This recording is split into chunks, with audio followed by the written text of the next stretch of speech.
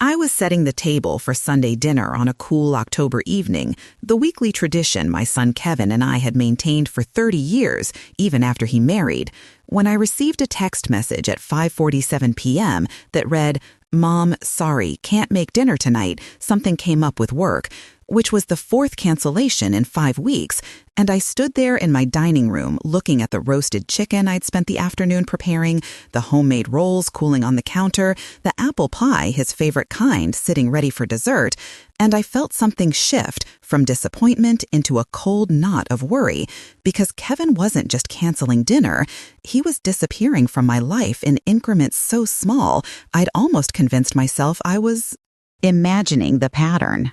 But I wasn't imagining it. The phone calls that used to come 3 times a week had dwindled to once every 2 weeks, always brief, always with his wife Amanda's voice audible in the background.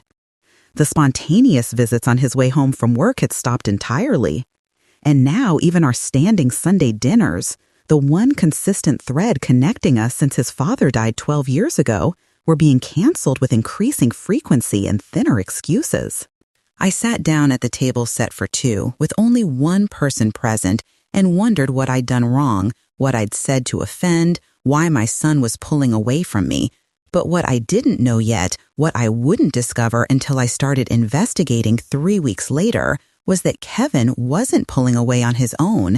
He was being systematically isolated by Amanda through a calculated campaign of lies, manipulations, and psychological warfare designed not to protect their marriage from an interfering mother-in-law, but to hide something Amanda desperately needed to keep secret, something she knew I would eventually discover if Kevin and I remained close. My name is Ann Williams, and I'm 72 years old. I live in Charleston, South Carolina, where I raised my son Kevin as a single mother after my husband Thomas died of cancer when Kevin was just 14. Kevin is 44 now, married to Amanda for 6 years, with no children. He works as an engineer for a manufacturing company, and until recently, we'd been exceptionally close. After his father died, Kevin and I had developed a bond that went beyond typical mother-son relationships. We were each other's primary family, confidants, best friends. When Kevin married Amanda, I'd been genuinely happy for him. Amanda seemed nice enough, polite, professional, successful in her career as a pharmaceutical sales representative. I'd tried to build a relationship with her, had welcomed her into our family traditions, had made space for her in Kevin's life without being intrusive. Or at least I'd thought I hadn't been intrusive. Now, sitting alone at my dining room table, I wondered if I'd somehow crossed a line I hadn't seen. Had I been too involved, too demanding of Kevin's time, too resistant to the changes marriage naturally brings? But I'd been careful. I'd deliberately given them space. I'd waited for Kevin to initiate contact rather than constantly calling. I'd only asked for our standing Sunday dinner, not daily visits or constant attention. If you've ever felt your child slipping away from you without understanding why, if you've experienced the slow disappearance of someone you love without explanation or conflict, you know the particular anguish I felt. It's not anger or betrayal, it's confusion and grief, the mourning of a relationship that seems to be dying without anyone declaring it dead. Over the next 3 weeks, I tried to maintain contact with Kevin. I called and left messages. I sent texts asking if everything was okay. I even stopped by his workplace one afternoon, but the receptionist said he was in meetings all day. Kevin would respond eventually, a brief text saying, "Sorry, been busy," or a quick phone call that lasted less than 5 minutes before he had to go because Amanda needed something, or they had plans, or he was exhausted from work. Each interaction felt more distant than the last. Kevin was becoming a polite stranger rather than my son. Finally, I called my friend Dorothy from church and asked her to come over. I needed someone to help me understand what was happening. Dorothy listened as I explained the pattern of canceled dinners, avoided calls, increasing distance.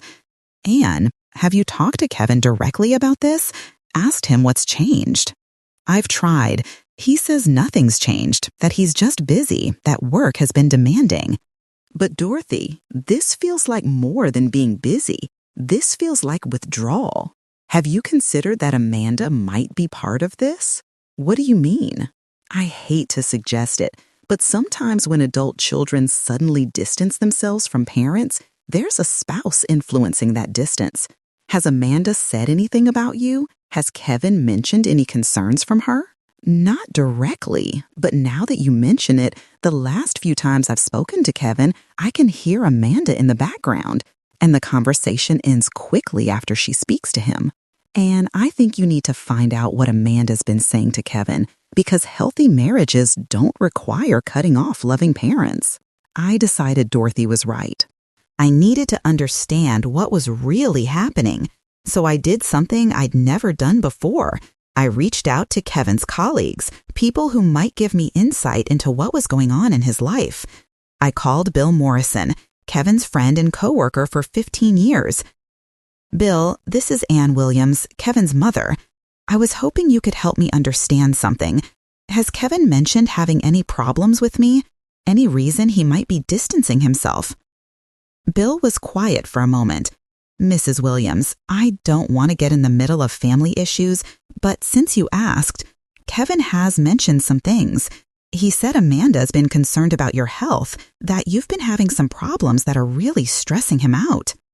My health? Bill, I'm fine. I have no health problems. That's not what Kevin's been told. Amanda apparently said you've been having memory issues, that you've been calling them multiple times a day, not remembering previous conversations, that you've been getting confused and upset, that it's becoming really difficult for Kevin to manage. I felt my blood run cold.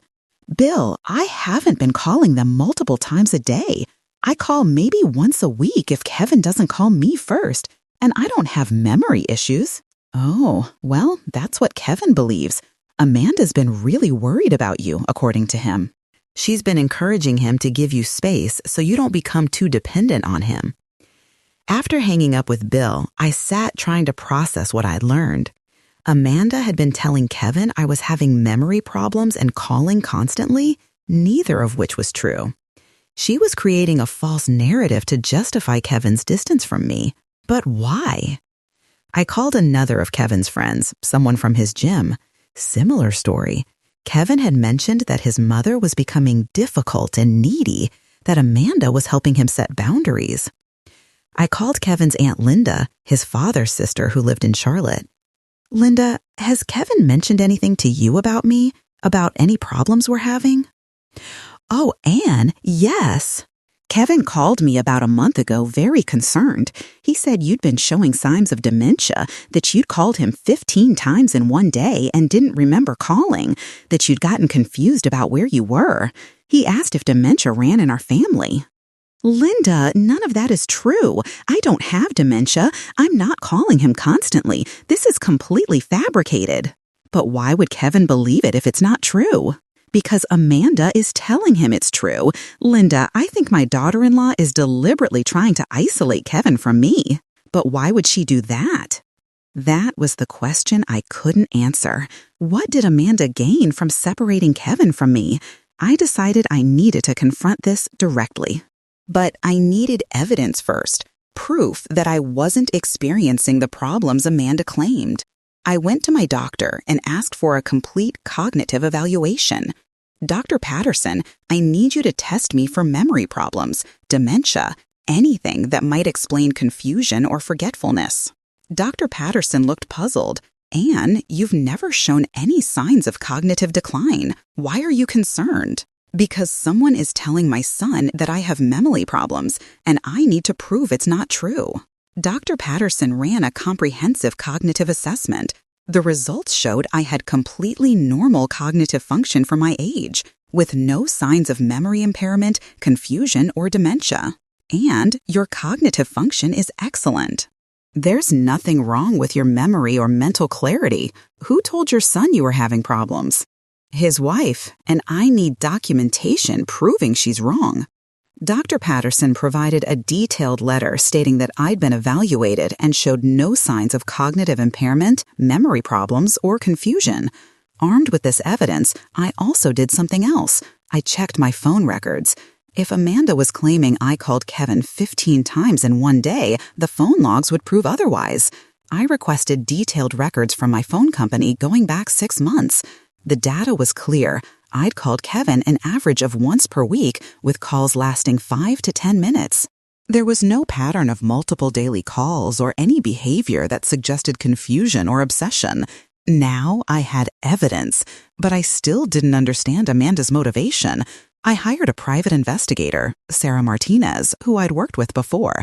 Sarah, I need you to investigate my daughter-in-law. She's been telling my son lies about me to isolate us, and I need to understand why. Sarah worked for 2 weeks. What she discovered was stunning. Amanda had been having an affair. For the past 8 months, she'd been involved with a coworker named David Chen. The affair was serious. They were planning to leave their respective spouses and start a life together. Mrs. Williams, Amanda has been systematically isolating Kevin from his support system, primarily you, so that when she asks for a divorce, he'll be more vulnerable and less likely to fight for assets or make the divorce difficult. She's been cutting him off from me to make him weaker for the divorce? Yes, if Kevin is isolated from you, he has less emotional support. If he believes you're dealing with dementia, he feels guilty leaning on you.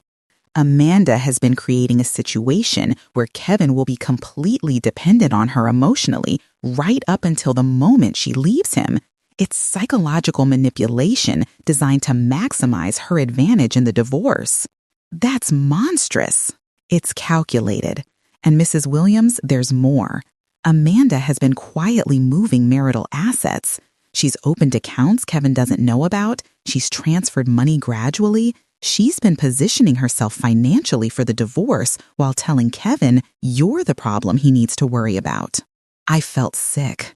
Amanda had been using me as a weapon against my son, destroying our relationship to serve her own agenda.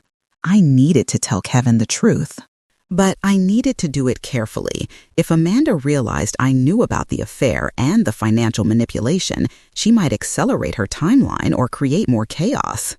I asked Sarah to compile a comprehensive report, evidence of the affair, documentation of the financial transfers, proof that Amanda had been lying about my cognitive issues. Then I called Kevin and asked him to meet me for coffee, just the two of us. He hesitated. "Mom, I'm really busy." "Kevin, please, it's important. Just 1 hour. I need to talk to you about something serious." Perhaps something in my tone convinced him, because he agreed. "Okay, tomorrow at 2 o'clock, but Mom, I can only stay an hour." We met at a coffee shop, neutral territory. Kevin looked tired, stressed, older than his 44 years. "Mom, what's this about?" "Kevin, when did you start believing I had memory problems?" He looked uncomfortable. "Amanda mentioned you'd been having some issues, that you'd been confused, calling a lot, forgetting conversations." "Kevin, none of that is true. I had a comprehensive cognitive evaluation done 2 weeks ago. My doctor says my memory and cognitive function are completely normal." I handed him Dr. Patterson's letter. He read it slowly, his expression shifting from confusion to concern. "But Amanda said..." "Amanda has been lying to you. Kevin, I don't call you constantly. Look at these phone records." I showed him 6 months of data. "I call you about once a week. There's no pattern of obsessive calling or confusion." Kevin stared at the phone records. "I don't understand. Why would Amanda lie about this?" "Because she's been isolating you from me deliberately. And Kevin, I need to show you why." I pulled out Sarah's report. I hired a private investigator. "Kevin, Amanda is having an affair with a coworker named David Chen. They've been involved for 8 months. Kevin's face went pale. No, that can't be true. There's photographic evidence, detailed documentation of their relationship. "Kevin, I'm so sorry, but it's true. I watched my son process this information, saw the denial, then the dawning realization, then the hurt. She's been cheating on me?" "Yes. And she's been isolating you from me so that when she asks for a divorce, you'll be emotionally vulnerable with no support system. She's also been moving marital assets, opening secret accounts, transferring money. She's been preparing to leave you while making you think your mother was the problem you needed to worry about. Kevin read through Sarah's report with shaking hands. The evidence was overwhelming. Photos of Amanda and David together, bank statements showing secret accounts, documentation of asset transfers, proof of the affair spanning months. "I've been pulling away from you because I thought you were sick," Kevin said, his voice breaking. "Amanda told me you needed space, that my constant attention was making your memory problems worse, that I needed to let you have independence, and I believed her. She manipulated both of us. She destroyed our relationship to serve her agenda. I'm so sorry, Mom. I should have talked to you directly. I should have verified instead of just believing what Amanda told me. You trusted your wife. That's what you're supposed to do." "But Kevin, Amanda used that trust against you." Kevin called Amanda from the coffee shop, his voice cold. "Amanda, I need you to come home tonight. We need to talk. It's about David Chen." There was a long silence on the other end of the line. "I don't know what you're talking about." "Yes, you do. Come home tonight, 6 o'clock. Be there." The confrontation that evening was brutal. I wasn't present. This was between Kevin and Amanda. But Kevin called me afterward and told me everything. Amanda had initially tried to deny the affair, then claimed it had just started, then finally admitted it had been going on for months. She'd broken down crying, claiming she'd fallen out of love with Kevin, that she hadn't meant to hurt him. Kevin had presented evidence of the financial manipulation. Amanda had no defense for that. The secret accounts and transfers were documented. When Kevin confronted her about the lies she told about me, the false claims of memory problems and constant calling, Amanda had gotten defensive. "I was trying to protect you from being too dependent on your mother. You needed to have your own life. By lying? By fabricating health problems? By destroying my relationship with my mother? I thought it was better than telling you I wanted to leave. I was trying to make the transition easier. By isolating me so I'd have no support when you left? Amanda, that's not kindness, that's cruelty." Amanda moved out that night. Kevin filed for divorce the following week. The divorce was contentious. Kevin's lawyer used evidence of Amanda's affair and financial manipulation to secure a favorable settlement. Amanda tried to claim the marriage had broken down due to Kevin's unhealthy dependence on his mother, but Kevin's phone records and my medical documentation disproved her claims. The divorce was finalized 6 months later. Amanda left with significantly less than she'd planned, and her relationship with David Chen fell apart shortly after. Apparently, David hadn't been prepared for the reality of Amanda leaving her husband for him. Kevin and I began the slow process of rebuilding our relationship. It wasn't immediate or easy. Kevin felt guilty for believing Amanda's lies and pulling away from me. I felt hurt that he'd been willing to distance himself without talking to me directly. But we worked through it. We resumed our Sunday dinners. We talked honestly about what had happened and how to prevent it from happening again. One Sunday evening, about 9 months after everything came to light, Kevin and I were cleaning up after dinner when he said, "Mom, I learned something important from all this." "What's that?" "That you can't let someone else control your relationships, even if that someone is your spouse. I should have talked to you when Amanda first said you were having problems. I should have verified instead of just accepting what she told me. You trusted your wife. That's not wrong. But I trusted her to the point of abandoning my judgment. That was wrong. Mom, if someone ever tries to come between us again, I promise I'll talk to you directly first. And I promise that if I'm concerned about any of your relationships, I'll speak up instead of staying silent to keep the peace."